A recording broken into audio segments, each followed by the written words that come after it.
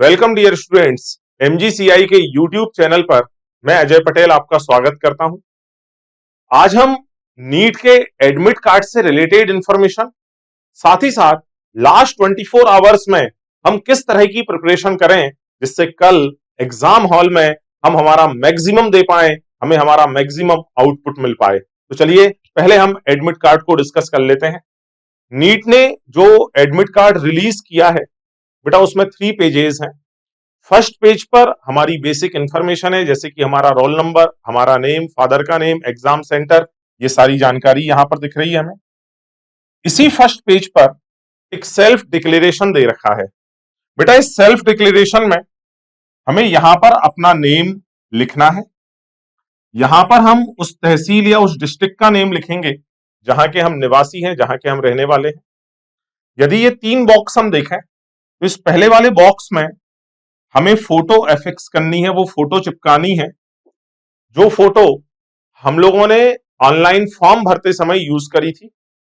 Second number में हमें हमारा लेफ्ट हैंड का जो थंब इंप्रेशन है वो यहां पर लगाना है। और थर्ड वाला जो बॉक्स है इसमें हमें करने हैं सिग्नेचर, साइन करने हैं। बट ये साइन हमें घर से करके नहीं ले जाना, ये साइन हमें एग्जाम हॉल में इन्विजिलेटर के सामने करने हैं। मतलब ये वाला जो बॉक्स है ये आप खाली रख कर ले जाएंगे अपने एडमिट कार्ड में, जबकि इन दोनों बॉक्स में, इसमें फोटो, इसमें लेफ्ट हैंड का थंब, ये हमें हमारे घर से ही लगाकर लेकर जाने हैं। यदि हम थोड़े से आगे चले तो जो अगला पेज आएगा हमारा नेक्स्ट पेज, उस पर एक फोटो है 4x6 की पोस्ट कार्ड साइज की जो फोटो ऑलरेडी आप लोगों के पास में जो प्रेजेंट है, जो कि सेम है जैसे कि हमने एप्लीकेशन फॉर्म में उसी का छोटा साइज हमने लगाया था, वही फोटो यहां पर हमें एफिक्स करनी है, चिपकानी है। इसके नीचे बेटा हमारे लिए कुछ इंस्ट्रक्शन दे रखी हैं। जैसे सबसे पहली इंस्ट्रक्शन है कि एग्जाम सेंटर में हमें विथ एडमिट कार्ड जाना है और एग्जाम सेंटर में एक रिपोर्टिंग का टाइम दे रखा है। वो टाइम दिया है 11 से लेकर 1:30 के बीच में। तो आप 1:30 बजे से पहले, 1:30 से पहले पहले एग्जाम सेंटर में पहुंच जाएं। एग्जाम सेंटर में आपको क्या क्या मटेरियल लेकर जाना है? एक ट्रांसपेरेंट वाटर बॉटल, पानी की बोतल जो ट्रांसपेरेंट है, जिस पर ऊपर की तरफ से कोई कवर वगैरह लगा हुआ नहीं है। एडमिट कार्ड तो ले ही जाना है जिसमें 3 पेजेस हैं। साथ ही साथ एक पासपोर्ट साइज की फोटो भी लेकर जानी है जो वहां पर अटेंडेंस सीट में एफिक्स होगी। इसके अलावा हमें हमारे साथ एक वैलिड आईडी प्रूफ लेकर जाना है, जो आधार कार्ड हो सकता है, ई आधार हो सकता है, आधार कार्ड के एनरोलमेंट की रिसिप्ट हो सकती है, या अदर वैलिड आईडी प्रूफ जो एनटीए ने हमें यहां पर दिए हैं। इन सभी चीजों को हमें लेकर जाना है। इसके बाद यदि यहीं पर हम बात करें हमारी लास्ट मूवमेंट स्ट्रेटजी की, तो बेटा ये जो लास्ट मूवमेंट चल रहा है इस पर आप सभी को कुछ भी नया नहीं पढ़ना है। केवल जो आप लोगों ने पढ़ा हुआ है उसी को बहुत अच्छे से, बहुत प्रॉपर तरीके से अरेंज कर लेना है। क्यों क्यों अरेंज करना है, अरेंज कैसे करेंगे, इन चीजों को समझते हैं। जैसे जब हमारे घर में कोई फंक्शन होता है, उस फंक्शन से रिलेटेड सामान हम एक कमरे में जमाते जाते हैं, लेकिन यदि वो सामान बहुत प्रॉपर तरीके से उस कमरे में रखा है, बहुत प्रॉपर तरीके से अरेंज्ड है, तब आवश्यकता पड़ने पर वो हमें आसानी से मिल जाता है। हमें अदरवाइज यदि वो अच्छे से प्रॉपर अरेंज ना होता तो हमें उसको ढूंढना पड़ता, बड़ी मुश्किल हो जाती। बिल्कुल यही करना है हमें लास्ट 24 आवर्स में।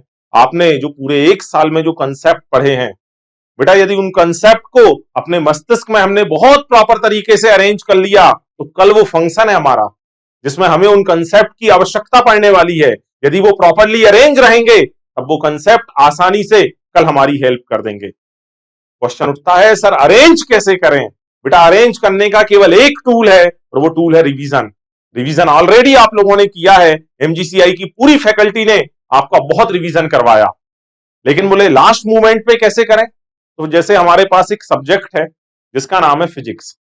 फिजिक्स के रिवीजन के लिए आप अभी लास्ट मूवमेंट पर केवल इतना करें, उसके जितने फॉर्मूलेज हैं उनको एक बार देख लें, यूनिट का कन्वर्जन एक बार समझ लें। ठीक है, केमिस्ट्री में जितनी रिएक्शंस आपने पढ़ी हैं उन्हें, जो असेंडिंग और डिसेंडिंग ऑर्डर आपने पढ़े रखे हैं उनको एक बार रिवाइज करें।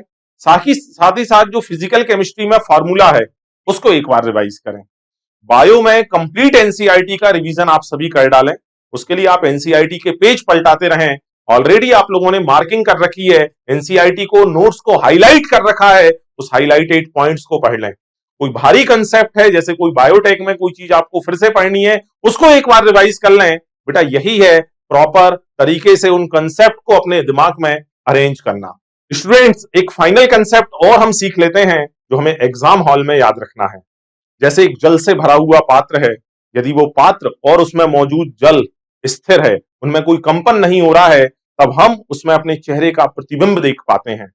परंतु यदि उस पात्र में हल्का सा कंपन, उसमें मौजूद जल में एक हल्का सा कंपन उत्पन्न करवा दिया जाए, तो मैं आपको गारंटी दे सकता हूं फिर उसमें हमें प्रतिबिंब दिखाई नहीं देता है। बिल्कुल यही काम हमें एग्जाम हॉल में करना है। एग्जाम हॉल में हम अपने मन को, मस्तिष्क को जितना शांत रख पाए उतना शांत हमें रखना है, उसमें कंपन नहीं होने देना। मन जितना शांत रहेगा, जितना स्थिर रहेगा, मस्तिष्क भी जितना शांत और स्थिर रहेगा, हम ऐसे सवाल जो हमसे बनते हैं वो तो हम कर ही पाएंगे, लेकिन जो कठिन सवाल आएंगे, ऐसे सवाल जिनमें कोई सिली मिस्टेक होने वाली थी, लेकिन मन यदि स्थिर है ना, तो कोई सिली मिस्टेक का चांस नहीं रहेगा। कई बार ऐसा होता है बबल्स हम कहीं का कहीं भर देते हैं, यदि मन स्थिर रहेगा तो बबल्स कहीं और भराने वाला नहीं है, वहीं भरेंगे जहां हम भरने वाले थे। तो फाइनली आपको पुनः कह रहा हूं, अपने ऊपर विश्वास रखना, शांत व स्थिर मन मस्तिष्क के साथ अपना पूरा पेपर करके आना और विश्वास बनाकर रखें, पेपर में वही आएगा जो हम लोगों ने पढ़ा है। एक बार पूरी एमजीसीआई की टीम की ओर से आप सभी को बेस्ट ऑफ लक।